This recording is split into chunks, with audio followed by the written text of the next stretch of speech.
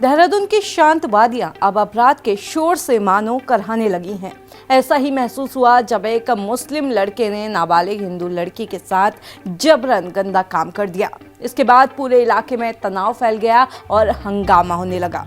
नमस्कार, आप देख रहे हैं खबर उत्तराखंड और मैं हूं रक्षिता बोरा। दरअसल ये पूरा मामला देहरादून के व्यस्ततम इलाकों में शामिल कोतवाली इलाके का है। मीडिया रिपोर्ट्स की माने तो इस इलाके में एक मुस्लिम मकान मालिक के घर एक हिंदू परिवार किराए पर रहता था, जिनकी एक 14 साल की बेटी भी है। गुरुवार को इस परिवार के साथ कुछ ऐसा हुआ कि वो उसे जीवन भर नहीं भूल पाएंगे। दरअसल इस घर में शौचालय दूसरी मंजिल पर बना हुआ है। मीडिया रिपोर्ट्स बताती हैं कि इस परिवार की नाबालिग बेटी शौचालय की तरफ गई और काफी देर तक नहीं लौटी। ऐसे में किसी अनहोनी की आशंका से नाबालिग बच्ची की मां उसे ढूंढते हुए दूसरी मंजिल पर पहुंची तो वहां का नजारा देखकर वो कांप उठी। उनकी नाबालिग बेटी जमीन पर बैठे सिसक रही थी। पूछने पर नाबालिग ने जो बताया उसे सुनकर उसकी मां के पांव के नीचे से जमीन खिसक गई। नाबालिग बेटी के मुताबिक उनके मकान मालिक के 17 साल के भांजे ने पहले तो नाबालिग के साथ छेड़छाड़ की और फिर उसके साथ जबरदस्ती करने लगा।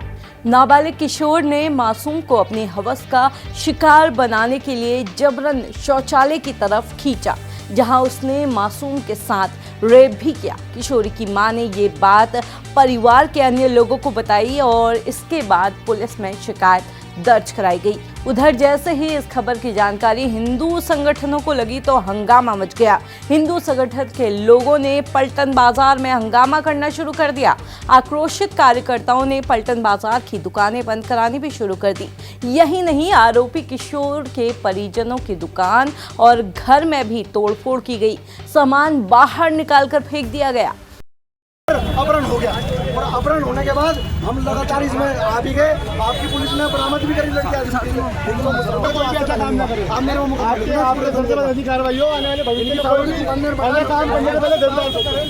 देखते ही देखते पूरे बाजार में अफरा तफरी मच गई। हंगामा बढ़ा और व्यापारियों के साथ ही हिंदू संगठन के कार्यकर्ताओं ने पुलिस प्रशासन के खिलाफ मोर्चा खोल लिया।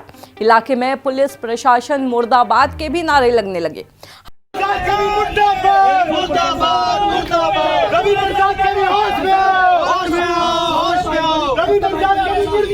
हालात बिगड़ते हुए देख बाजार में भारी पुलिस बल तैनात किया गया, लेकिन ये लोग पुलिस प्रशासन से ही उलझने लगे। हालांकि नाबालिग की मां की तहरीर पर आरोपी के खिलाफ दुष्कर्म का मुकदमा दर्ज कर लिया गया है। इस घटना के बाद लोगों के जहन में ये बात उठने लगी है कि आखिर क्यों देहरादून का शांत माहौल अपराध के कर्कश शोर के चलते खतरे में आने लगा है। आखिर कौन है इसका जिम्मेदार?